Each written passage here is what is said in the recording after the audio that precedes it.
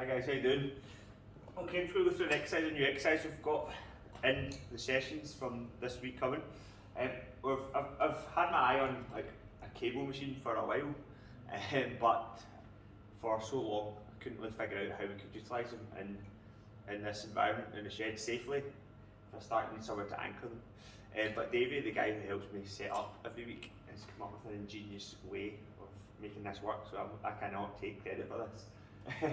So you'll see what you come in, but basically, so there's various different exercises we can explore with this. We're going to keep it nice and simple for the first one. It's going to be a one-arm cable row.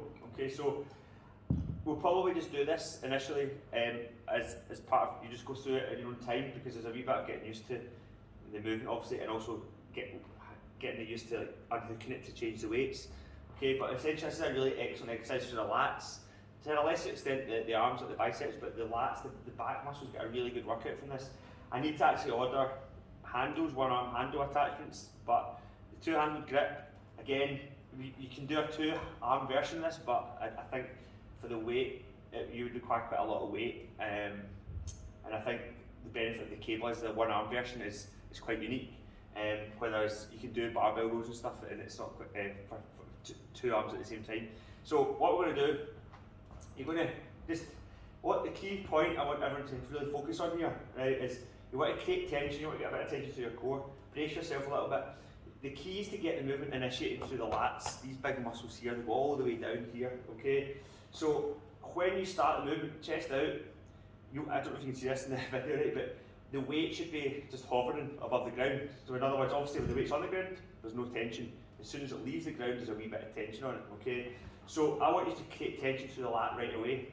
Chest out to the point where I want you to think about initiating the movement from the lats.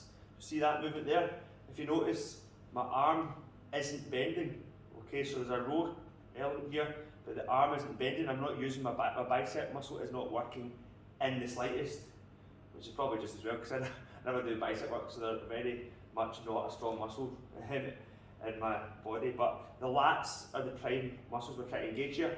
So I want you to really think about this, what I'm doing right now, when it's to initiate each rep, as opposed to just bending the elbow to initiate each rep. Okay, so you're going to chest out, you're going to pull, use the lats to engage, that will help pull the scap back, and then from there, then you'll bend your elbow, okay? And then again, as with all the exercises, I want you to focus on a slow loading phase, okay? And then again, pull, but initiate the movement from the lats, okay? When you get your arms straight, don't let this happen. I don't want this sort of extended range. I know that sometimes you see this on social media as an exercise where they'll sort of come right through and then pull.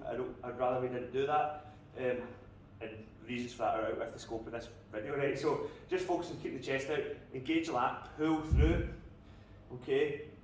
And then slowly bring it back, keeping the shoulder back, making sure the shoulder's not getting pulled forward. Okay, so just going as far as the lat will allow you, and then go again. Okay, so nice and controlled. If you're doing this right, you'll really feel it in here. Because of the nature of this handle, right, it's not really fit for purpose for a one-arm row. Right, you might feel a wee bit of like grip coming into play as well. You might feel like you're gripping it a wee bit hard. So you could, if you want, you could try putting both fingers around there. I've been playing about with it. I will order the one-arm ones, but they won't arrive in time. And you could try it like this.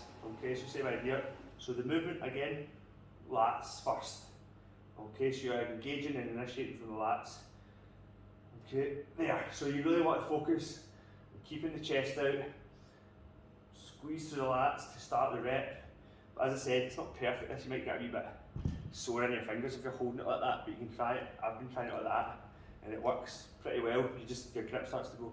Okay, so that's the movement we're going to go, but there's some absolute beauties you can do with this that you'll be doing soon, such as, well, that's probably a bit heavy for a Pallof, right? It's quite a lot of weight on that. Mega, this is like Pallof banded resistance stuff, this is like times 1000, mega in the core. So there's various exercises we can use with this. I need to figure out how best to implement it in the sessions. We need to adjust the heights for certain exercises like tricep extensions as well. But I really hope this is going to be quite a useful wee additional tool. So obviously I've got 6 of them, obviously, well 5 at the moment, and we'll get more straps to hold up the anchor points. But anyway, so that's a wee exercise we're going to be doing this week. some rows, possibly or probably we would do some pal-off rotations, second session of the week, which is just core sitting, right? So anyway, thanks.